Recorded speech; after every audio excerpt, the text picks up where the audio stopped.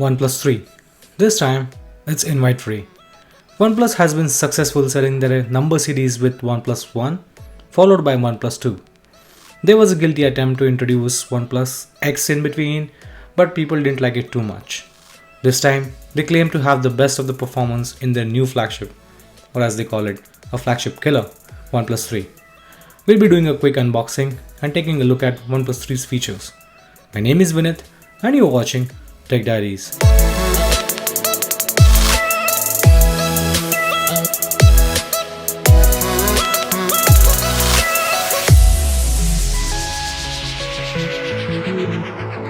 The Indian retail unit is being sold for 27,999 rupees.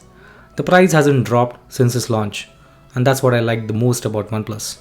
One phone per year and no frequent price drops, keeping the early buyers happy unlike the other brands. Opening the box, you'll be welcomed with the handset itself. The grey version looks fabulous.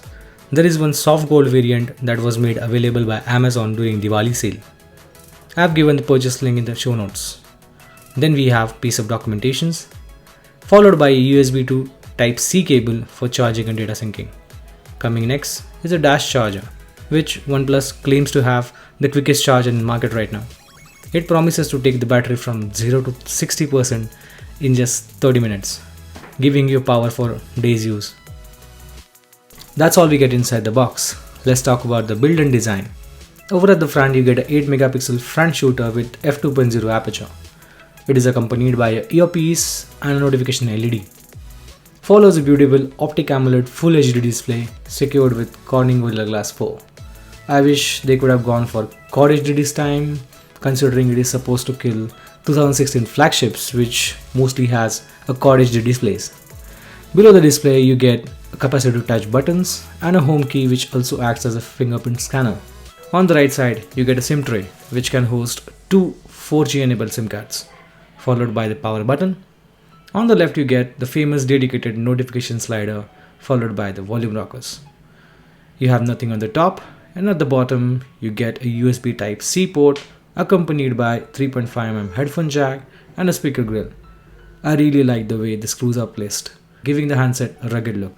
Over at the back you get a 16 megapixel Sony shooter which has 1.12 micron pixel size. This camera has a f2.0 aperture and also has electronic and optical image stabilization, giving you quality images. This is also capable of shooting 4K videos at 30 frames per second.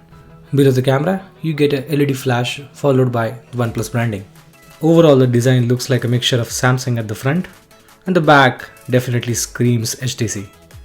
The unibody design gives this handset a premium look. With only 7.3mm thickness, handset is really slim. The aluminum back is little slippery, but it feels really good in hands. The front and the back does seem to get smudges. With all the contents, the handset weighs only 160 grams. The only flaw that I could point out in this design is the camera bump on the back, making it vulnerable to scratches. Under the hood you get a Snapdragon 820 quad-core chipset, out of which 2 cores are clocked at 2.2 GHz and the rest 2 are clocked at 1.6 GHz. You get Adreno 530 GPU and a whooping 6 GB of LPDDR4 type RAM. You get 64 GB of UFS 2.0 type storage, but unfortunately you do not get any expandability whatsoever. The USB Type-C port supports OTG, and you also get 3000 mAh battery. It seems less, but you do get that dash charger which guarantees less time in socket and more time in pocket. Coming to the display, the phone hosts an optic AMOLED panel which is pretty vibrant. The fonts look very sharp and the viewing angles are super fantastic. If you ever feel that the color saturation is not satisfying to your eyes, then you can adjust the same from the display settings. Being AMOLED display, the brightness and the sharpness gives a pleasure to your eyes. One thing I wish OnePlus could have done is a Quad HD panel. I mean, come on, it's 2016 and Quad HD has become a need of any flagship out there. But nevertheless, the Quad HD comes with extra power demand, and with the 3000 mAh battery, I think this would have been extra burden. Sound-wise, the speaker grill is quite good. The placement of the speaker grill being at the bottom, it does not become an issue no matter how you place your phone. Here is a glimpse of it.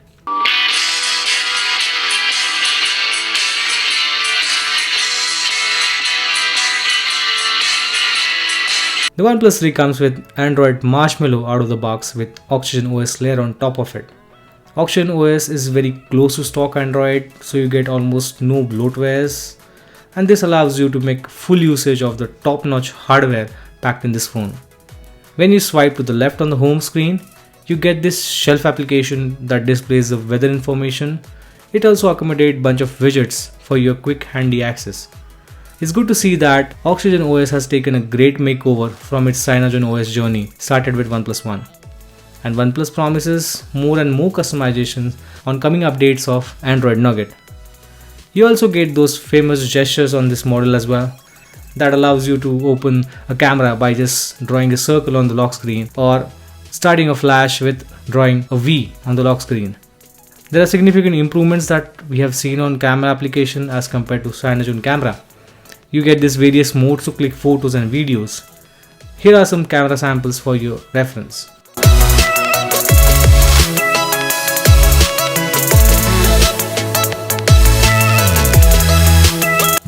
The rear 16 megapixel Sony shooter clicks very crisp photos. Images have a lot of details, colors are vibrant, and under good lighting conditions, the images seem to justify the camera's worth. Under artificial lighting conditions, the camera does seem to do a decent job here. The camera application does let you choose a manual mode through which you can change the focus, exposure, etc.